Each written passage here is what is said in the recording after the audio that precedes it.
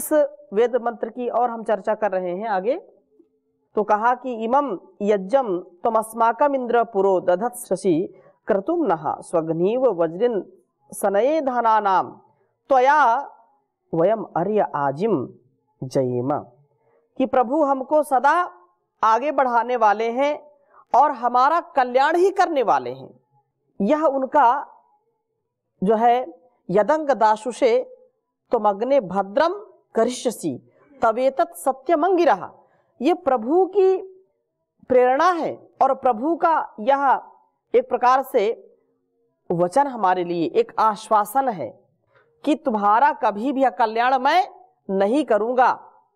तो भद्रम करिष्यसि तवेतत् सत्यमंगिरः, जैसा इस वेद मंत्र में कहा कि दधत सनिष्यसि क्रतुम नहा, आप हमारा कल्याण करेंगे ही करेंगे, शक्ति अवश्य देंगे ही देंगे। आपसे दी हुई शक्ति के द्वारा ही हम जीवन यज्ञ को पूर्ण कर पाते हैं। तो प्रभु तो कभी भी हमको भुलाता नहीं है, लेकिन हम ही उसको भूल जाते हैं।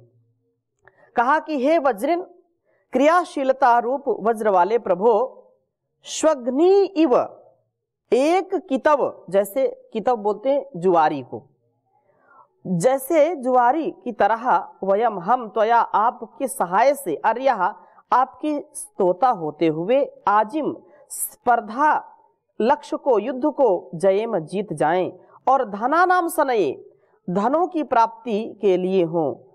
स्वग्नि इव, यह जो है हीनोपमा है, जैसे कितव विजयी होकर के धनों को प्राप्त करता है, हम आपके स्तवन से क्रियाशील होते हुए धनों का जो है प्राप्त करने वाले हों, हर प्रकार से अपने जीवन को उत्तम बनाने वाले हों। इस जीवन संघर्ष में स्पर्धा करते हुए हम आगे बढ़ें, विजयी बने और हर प्रकार से धन ऐश्वर्यों को प्राप्त करें। रोज प्रार्थना करते हैं वयम श्याम पतयोरयिणाम, हम क्या हों, धन ऐश्वर्यों के स्वामी हों, हमारा कभी भी अहित ना हो। ये एक बहुत बड़ा दर्शन है हमारे ऋषियों का कि जो सात्विक जीवन जीने वाले साधक हैं, उन्हीं के पास धन ऐश्वर्य की भरमार होनी चाहिए। क्योंकि जो चोर उचक्के हैं, जो जीवन में बहुत कृपण हैं, वो हमारे ऊपर जब राज्य करेंगे, वो हमारे ऊपर जब शासन करेंगे, तो कभी भी हमारा उत्थान नहीं होगा, पतन ही होगा। इसलिए हम धन ऐश्वर्यों के स्वामी हो प्रभु। इस जीवन संघर्ष में क्योंकि स्पर्धाओं से ये भरा पड़ा है, और जिसने स्पर्धा नहीं जानी है, जिसने इस जीवन को संघर्ष पूर्ण ढंग से नहीं जिया है, उसको कभी जीवन का आनंद भी नहीं मिलेगा। क्योंकि जीवन क्या है, संघर्ष है, और इसमें हमको बार बार हजार बार युद्ध करना पड़ता है, अपने आप से भी युद्ध करना पड़ता है, अपने लोगों से युद्ध करना पड़ता है। युद्ध केवल तलवार लेकर के या आधुनिक समय में कहें तो अलग अलग जो अस्त्र शस्त्र हैं, केवल वही युद्ध नहीं है। हम अपने से कभी कभी युद्ध करते हैं, क्या विचारते हैं, क्या करते हैं, हमको खुद पता नहीं होता है। इसलिए इस बात को हम समझें और प्रभु से शक्ति प्राप्त करके हम यज्ञों को पूर्ण कर पाते हैं। आपके स्तवन करते हुए हम संग्राम में विजयी हों और धनों को प्राप्त करें, क्योंकि बिना ईश्वर की कृपा से बिना जीवन हमारा श्रेष्ठ नहीं हो सकता है। हमारे जीवन में कभी भी अच्छाई और सच्चाई का आधार नहीं हो सकता है। इसलिए प्रभु से हम प्रार्थना करें कि प्रभु मेरे जीवन को पावन बना दो, कोई दोष मुझ में रहने न पाए। प्रभु मेरे जीवन को पावन बना दो, कोई दोष मुझ में रहने न पाए। सुख दुख हो या रहे लाभ हानि, हर पल जपे तेरे नाम को वाणी हो।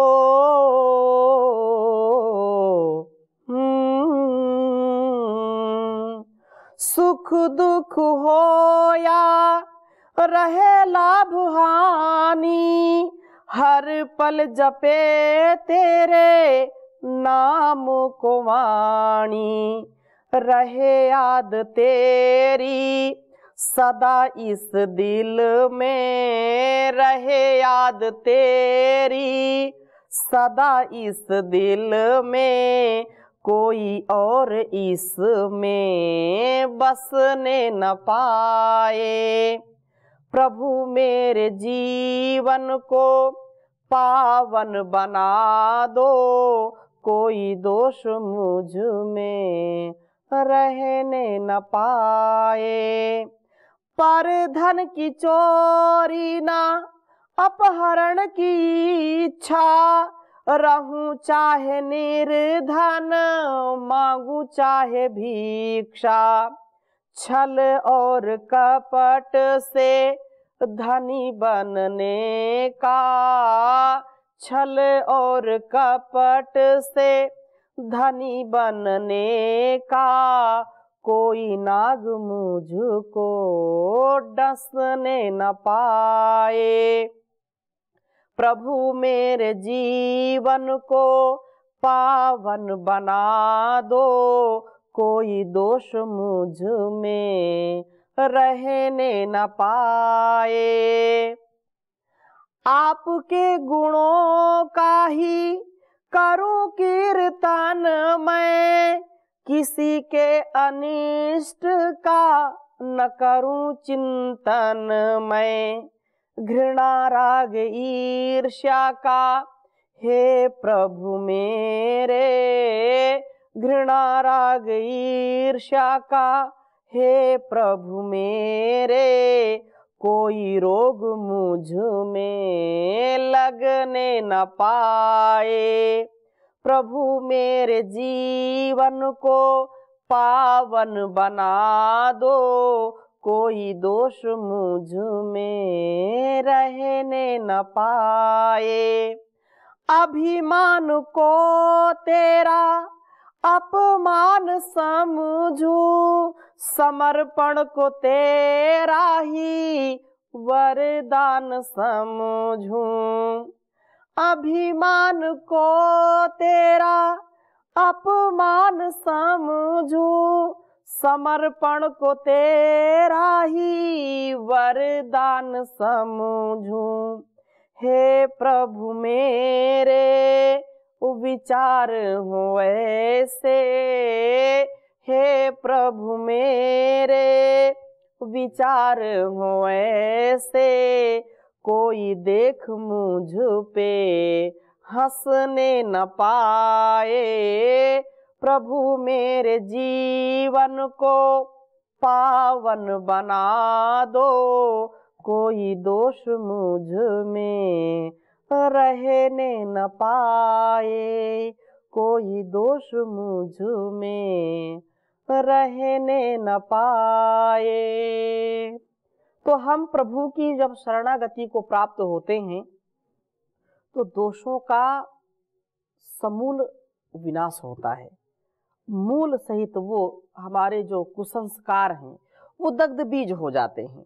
हम इस वेद मंत्र को, इस वेदवाणी को, इस सत्संग को अपने जीवन का महत्वपूर्ण अंग बना लें तो हमको इस संसार के संग में कोई भी भंग नहीं होगी और हम अपने सुंदरता के साथ बिल्कुल दिव्यता के रंग में रंग जाएंगे। यह बहुत सुंदर उपदेश है। और चौथा मंत्र बहुत ही सुंदर है, सोम का पान। प्रभु स्मरण से सोम का रक्षण हो, हम कभी भी गलत राह पर ना जाएं, अब्रह्मचर्य से युक्त ना हो, सदा ब्रह्मचर्य का पालन करें। तो वेद मंत्र आपके समक्ष लिखता हूं, फिर चर्चा करूंगा। ओम उषन्नु शूणः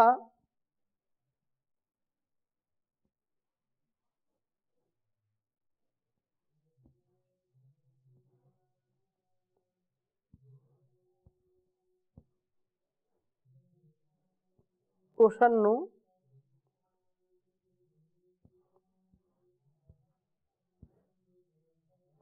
शुणः सुमना उपाके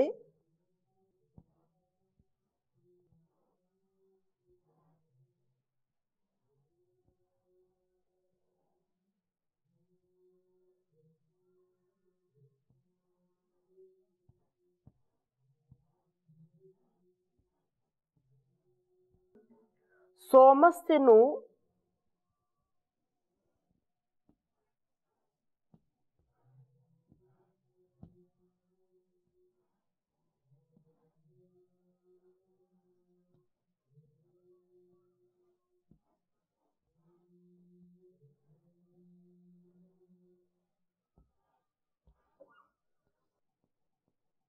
सोमस्य नु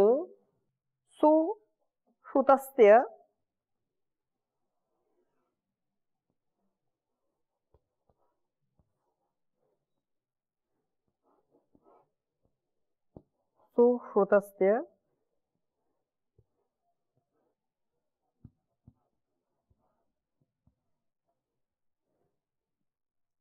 स्वधावः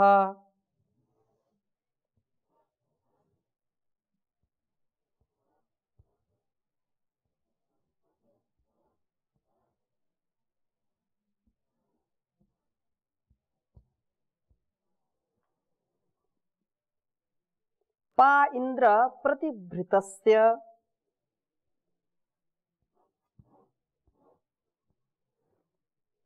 प इंद्र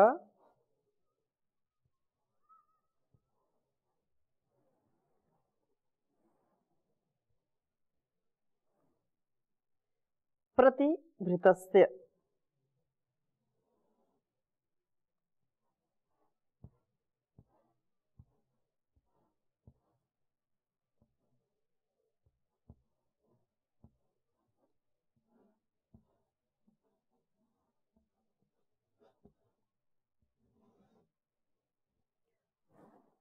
मध्वः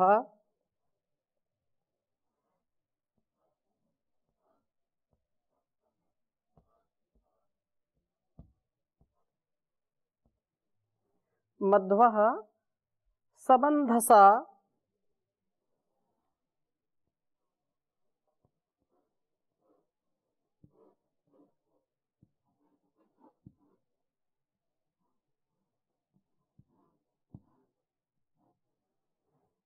समन्धसा ममदः पृष्ठेन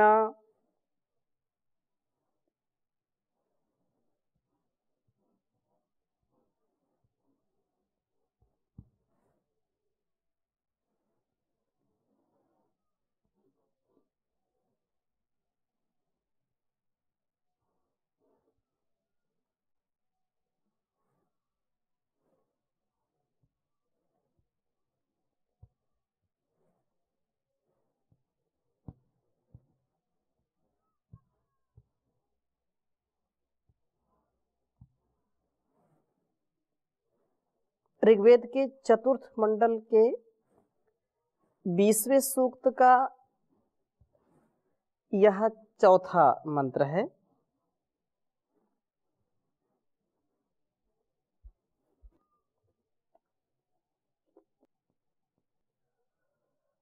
ओम उषन्नु शुणः सुमना उपाके सोमस्ते नु शुश्रुतस्ते स्वधावः पा इंद्र प्रतिभृतस्ते मध्वः समन्धसा ममदः पृष्ठेन ओम उषन्नु शुणः सुमना उपाके सोमस्ते नु शुश्रुतस्ते स्वधावः पा इंद्र प्रतिभृतस्ते मध्वः समन्धसा ममदः पृष्ठेन।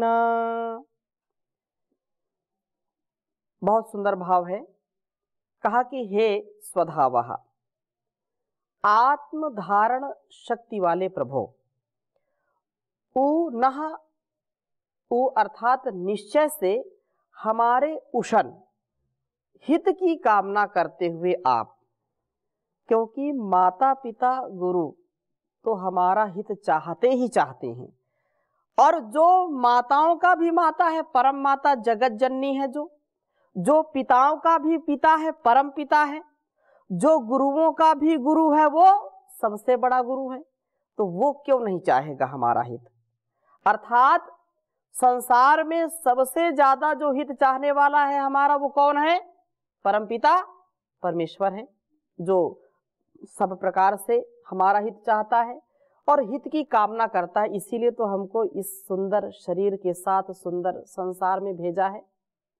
तो उसका हम निश्चय से, जो हमारी कल्याण की कामना करता है, सुमनाह हमें शोभनम मनो यस्मात्, शोभन मन को प्राप्त कराते हुए, उपाके सदा हमारे समीप होते हुए, नु अब सुश्रुतस्य उत्तमता से उत्पन्न किए गए, प्रतिभृतस्य आपके अंग में प्राप्त कराए गए, मध्वा जीवन को मधुर बनाने वाले, सोमस्य सोम का पाहा पान करते हैं।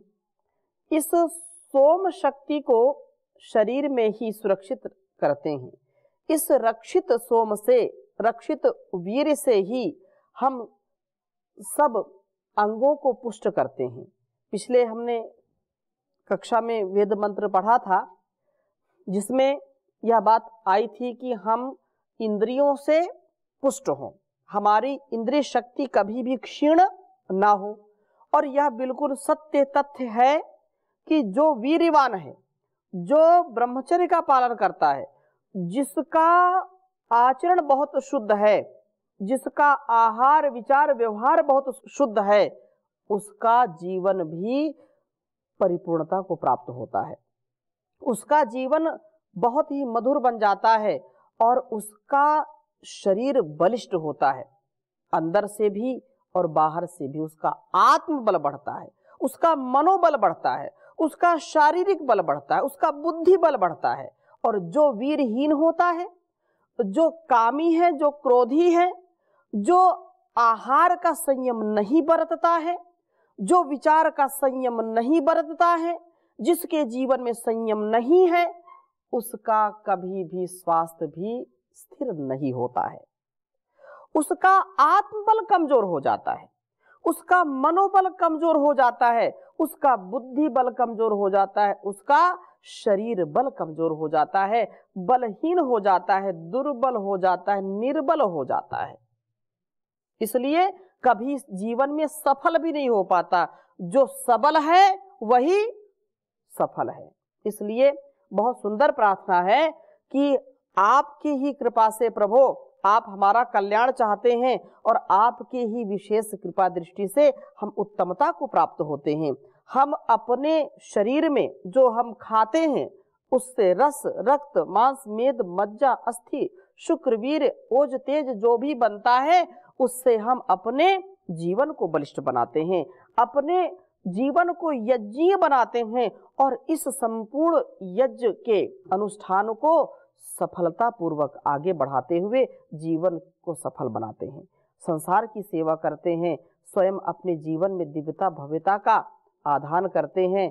तो इसी से हमको सब प्रकार से हमारे अंग पुष्ट होंगे और हमको निरोगता की प्राप्ति होती है।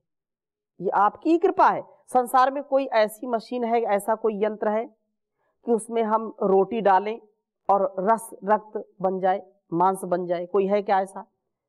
ये प्रभु की कृपा है कि उससे क्या क्या बन जाता है। अगर हम इसकी छोटी सी फैक्ट्री कोई लगाते हैं, कई कई किलोमीटर में फैल जाती है। और देखो कितना बड़ा प्रोसेस है। हमने खाया रसगुल्ला, हमने खाया आम, और फिर क्या बन गया? रस बन गया, फिर रक्त बन गया, मांस, मेद, मज्जा, अस्थि, शुक्र, वीर्य, तेज, ओज। ये किसकी व्यवस्था है? है संसार में कोई माई का लाल जो इसको कर सके? है कोई वैज्ञानिक जो इसको कर सके? कोई नहीं कर सकता। कौन करेगा? परमपिता परमेश्वर करेगा। इसलिए इस बात को कहा है कि आप इसको बनाने वाले हैं, शक्ति और उत्तमता को प्रदान करने वाले हैं प्रभु। और जब हम इस प्रकार से अपने इस शक्ति को धारण करने से अपने आप को सबल बनाते हैं, तो आप जो है हमको निरोग बना देते हैं। मानसिक रोग भी नहीं होगा और शारीरिक रोग भी नहीं होगा। जो वीरहीन होगा, जो असंयमी है, जो कामुक है, जो वासना से युक्त है, वो चंचल प्रवृत्ति उसकी होगी, चिड़चिड़ा होगा, वो क्रोधी होगा, लोभी होगा, बहुत ही उसको गुस्सा आता है, गुस्सैल हो जाता है, उसके चेहरे पर चमक नहीं होती, कांतिहीन हो जाता है। इसलिए इस प्रार्थना को हमको समझना चाहिए और इस विज्ञान को हमको समझना चाहिए। आज संसार में खूब प्रचुर मात्रा में हमको नरक की ओर ले जाने की सामग्री उपलब्ध है। हमको रोगी बनाने की सामग्री चारों ओर प्रचुर मात्रा में उपलब्ध है और बड़ा एडवर्टाइजमेंट होता है, बहुत प्रचार प्रसार होता है। जो नग्नता है, जो अश्लीलता है, जो हमारी संस्कृति को, हमारे संस्कारों को, हमारे स्वभाव को, हमारे दिव्य भाव को जो मिट्टी में मिलाने का काम किया जाता है। हमारे युवा युवतियां खूब धड़ल्ले से इसमें अपने आप को प्रवेश करा देते हैं और ऐसा जो वेदों का सच्चा अच्छा ज्ञान है उधर ध्यान नहीं देते, फिर कहीं के नहीं बचते, लुट जाते हैं, इंद्रियों के दास बन जाते हैं। इंद्रियों की गुलामी जिसने की है वो कभी भी स्वस्थ नहीं रह सकता, वो कभी भी निरोग नहीं रहेगा, मन का रोग हो जाएगा, मनोरोग। फिर मनोचिकित्सा कराते रहो, कायिक चिकित्सा कराते रहो और जीवन ऐसे बीत जाता है। इसलिए वेद मंत्र का जो भाव है उसको समझ करके हमको सावधान होना चाहिए। कहते हैं साधु सावधान, साधु बनो स्वादी मत बनो। स्वाद के लिए नहीं, स्वास्थ्य के लिए खाओ। तो हम अपने जीवन में जो कुछ भी ग्रहण करते हैं, जो आहार लेते हैं, उसको बहुत ही उत्तमता से ग्रहण करें।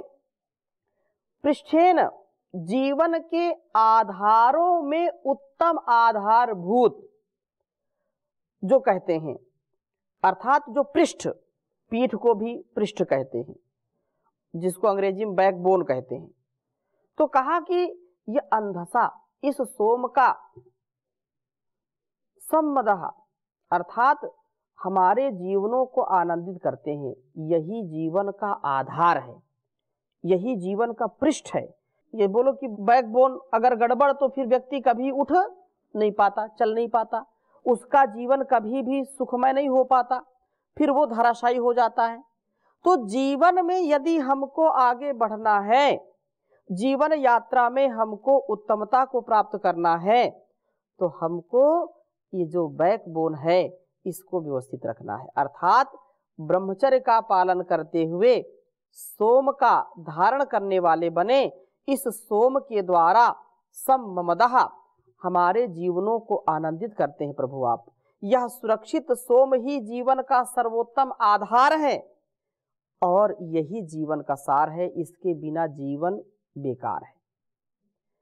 वासनाओं से बच करके हमें निरोग, निर्मल और दीप्ति से युक्त बनना है। ऐसा जीवन हमारा होना चाहिए। ऐसा जीवन जो बना लेता है तो समझो कि उसको प्रभु की प्राप्ति हो जाती है। इस सोम को हम प्रभु स्मरण द्वारा ही वासनाओं से बच करके शरीर में सुरक्षित रखते हैं। प्रभु स्मरण से सोम शरीर में सुरक्षित होता है और सुरक्षित सोम जीवन का उत्तम आधार बनता है। निराधार हमको कभी नहीं करने देता, हमको सदा आधार सहित जब आगे हम बढ़ते हैं तो हम दुनिया के लिए भी आधार बन जाते हैं।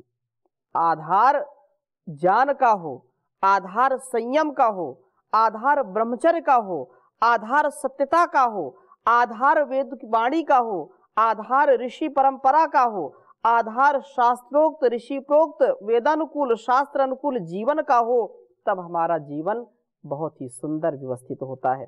इस प्रकार से जो जीवन में जीता है तो उसका कल्याण ही है। और ऐसी हमको प्रार्थना सदा करनी चाहिए कि हमारे अंदर ब्रह्मचर्य का पालन आए। हम गृहस्थी हो कोई बात नहीं, मन में कभी आता है, बहुत प्रश्न लोग करते हैं, गृहस्थी क्या ब्रह्मचर्य का पालन नहीं कर सकते? अवश्य कर सकते हैं। ब्रह्मचर्य दो प्रकार के हैं। एक पहले जो विद्यार्थी काल है, जिसमें विद्या अध्ययन करते हैं, वह ब्रह्मचर्य से युक्त होना चाहिए। फिर जब गृहस्थ में गए तो भी ब्रह्मचर्य से युक्त जीवन, अर्थात संतानोत्पत्ति के लिए जो व्यवस्था परमात्मा की ओर से है, जो व्यवस्था शास्त्रों की ओर से है, उसको आत्मसात करें और संयम से रहें। तो ऐसे बहुत ऐसे परिवार हैं जिनको मैं स्वयं प्रत्यक्ष जानता हूं कि जिनके जीवन में अत्यंत सात्विकता है और अत्यंत ब्रह्मचर्य से युक्त जीवन है, जिनका वेदों का स्वाध्याय, योग, यज्ञ, संध्या, हवन, जिनका ये दिनचर्या ही है, और उनके जीवन में बड़ी शांति है, सुख है, आनंद है, निरोगता है, आरोग्यता के साथ जीवन को जीते हैं। तो आज के इस कक्षा को, इस संवाद को, इस चर्चा को यहीं पर विराम देते हैं। शेष चर्चा अगले मंत्र के साथ अगली कक्षा में करेंगे। ओम शांति शांति शांति।